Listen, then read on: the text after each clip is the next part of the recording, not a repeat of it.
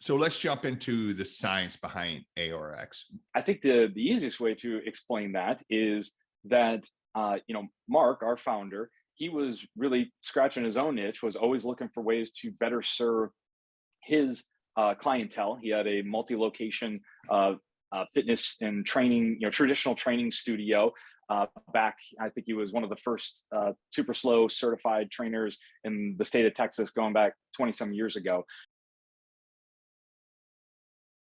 So he'd been in and around fitness for a long time and had basically founded ARX through this breakthrough of realizing that there are just inherent limitations to traditional weights-based exercise.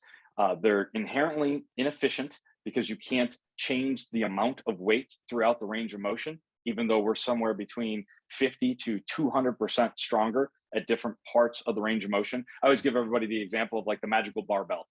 Imagine that you could have a lighter weight right here when it's the hardest to get it off your chest. And then as you get further extended and you're in the stronger parts of your range of motion, you'd add the weight on there and then magically take it off and do that in such a way that it's exactly what you can handle. Not too much, but also enough to get the stimulus we're looking for. Because at the end of the day, that's resistance training at its core. We're just trying to hit that stimulus hard, tell the brain, I'm not strong enough for this. I need more muscle. I need more bone. Grow more, please.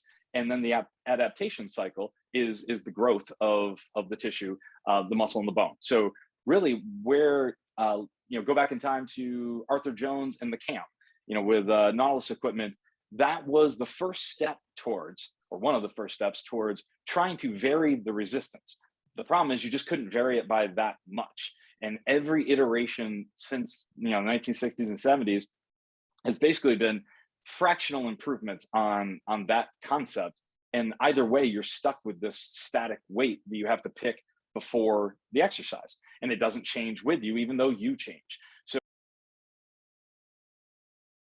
So really, like a lot of innovations throughout history, sometimes you've got to completely let go of the past and say, what if there weren't any weights? What if you got rid of the weights altogether? What would that look like? So now you have a computer controlled piece of equipment that gets the exact range of motion that you're programmed in for every single time, never changes. You don't have to worry about a trainer making an error. So when you're running a facility, obviously nobody wants injuries. You certainly don't want lawsuits that come along with those injuries if somebody's done something wrong. That happens a lot. So you're programming that range of motion, and because the computer controls it, and now we're dealing with a motor, not a weight, well, you're just pushing against ARX and it's pushing back equal and opposite of what you're giving it. So effectively, like I mentioned earlier, it's basically like doing a 1 rep max throughout the entire range of motion on every single repetition. So the effectiveness of that, it just really can't be overstated. Because you're getting the most out of yourself. You're exerting the most that you possibly can on every single repetition.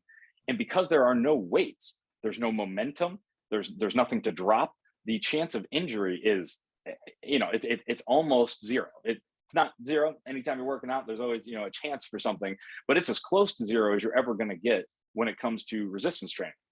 So that's really the magic of it was, Mark wanted to bring in something new for his own facility, and then realize, he can only help so many people, maybe a couple hundred people in Austin and San Antonio and, the places he was opening facilities.